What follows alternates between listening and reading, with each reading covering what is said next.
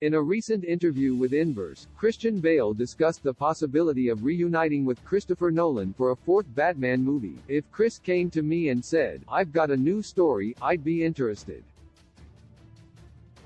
A fourth film would risk undoing the finality of the original trilogy." All three of Nolan's Batman movies had great endings. Batman Begins ends with a Joker playing card teasing the sequel, The Dark Knight ends with the Bat taking the fall for Harvey Dent, and The Dark Knight Rises ends with an ambiguous scene that might have taken place in Alfred's imagination. And those aren't the only Nolan films with memorable final scenes. But some of Nolan's endings, like Inception's spinning top, are more satisfying than others, like the confusing climactic twist in Tenet. 11/11's Tenet 2020. Nolan's time-bending spy-fi epic Tenet is too convoluted for its own good. Most viewers have lost the plot long before the end of the movie.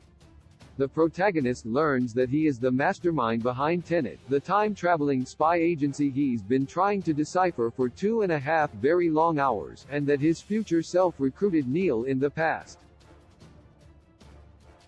For a twist ending to really land, the plotting has to make clear sense to the audience, which sadly isn't the case with Tenet. 10/11's Insomnia, 2002.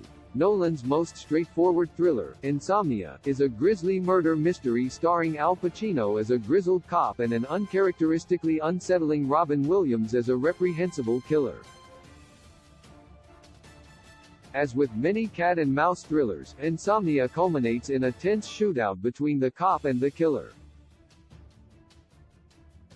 The killer meets his just end, as audiences expect, but the cop also succumbs to a fatal gunshot wound. Pacino nails the delivery of his final line, "Just let me sleep," before his character dies. 9/11 Following, 1998. Nolan's low-budget directorial debut Following revolves around a writer, credited as the young man, who follows strangers and gets involved in their lives for inspiration. The message of the movie is that following strangers can only lead to trouble. The young man is implicated in the killing of a blonde woman he was following, since his fingerprints are on the murder weapon, while the true killer, Cobb, mysteriously disappears into a crowd. This is a dark, ominous ending befitting of Nolan's unique take on the film noir. 8/11's The Dark Knight Rises, 2012. After the ambiguous ending of Inception got audiences talking for a whole summer, Nolan went for a similarly ambiguous ending with the finale of his Batman trilogy, The Dark Knight Rises. When the Bat flies Bane's bomb out into the ocean to save Gotham, Nolan leaves his fate unclear. While traveling around Europe, Alfred stops off in a cafe and sees Bruce Wayne dining with Selina Kyle. Whether Bruce is really there or Alfred is just imagining him is up to the audience's interpretation.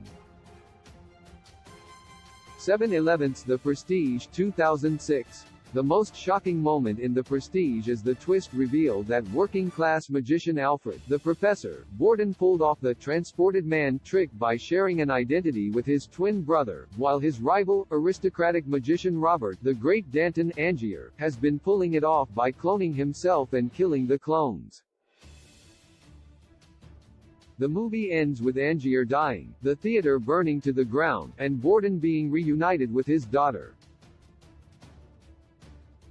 This ending wraps up the story in a neat bow, but it doesn't live up to the final twist. 6/11's Interstellar, 2014. For the most part, Interstellar is a bleak sci-fi adventure about the looming extinction of the human race and the search for a new home somewhere in the cosmos. It's a largely cynical movie, but it ends on a hopeful note. When Cooper returns to humanity, he learns that his daughter, now in her old age and on her deathbed, has saved humanity from extinction and created a new home. Before passing away, she encourages Cooper to go back into space and seek his missing crewmate, Amelia. In the film's optimistic final moments, Amelia is seen establishing a new home for human beings on a distant, inhabitable planet. 5/11's Batman Begins, 2005. With the gritty realism of Batman Begins, Nolan completely reshaped and revitalized the comic book genre. And on top of that, he ended the first chapter of his Batman trilogy with one of the most tantalizing sequel setups of all time. Jim Gordon reconvenes with Batman and shows him the calling card of his next villain, a Joker playing card. The sequel tease might be a little obvious, but it set up the best all-time portrayal of the clown prince of crime. 4/11's Memento, 2000. At the end of Memento, the twisty psychological thriller that put Nolan on Hollywood's radar, the chronology of the black and white sequences intersects with the reverse chronology of the color sequences. Amnesiac Leonard Shelby finally solves the mystery of his wife's death. In his final monologue, Leonard explains that he's willing to deceive himself in the name of justice as he leaves himself a manipulative note that will motivate him to exact some more revenge.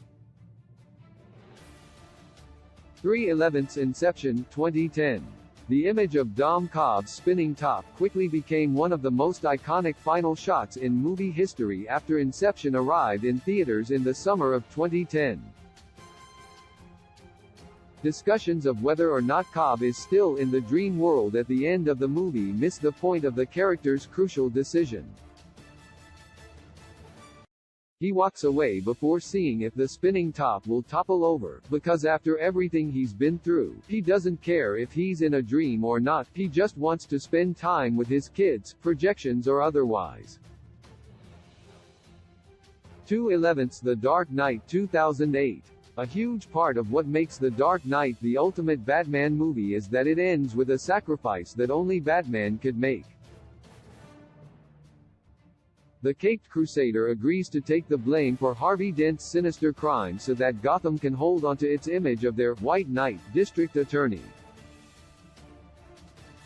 As the Bat rides off into the night, pursued by the law for crimes he didn't commit, Gordon's voiceover refers to him as a silent guardian, a watchful protector. A Dark Knight, 1/11 Dunkirk, 2017. The closing scene of Nolan's intense World War II thriller Dunkirk perfectly captures the Dunkirk spirit. As the evacuated soldiers return home, they expect to be cast out from society and treated as pariahs for their debilitating defeat on the front. But as their train pulls into the station at Woking, their fellow countrymen are just happy that they made it out alive. Tommy reads Churchill's address to the House of Commons praising the miracle of deliverance at Dunkirk.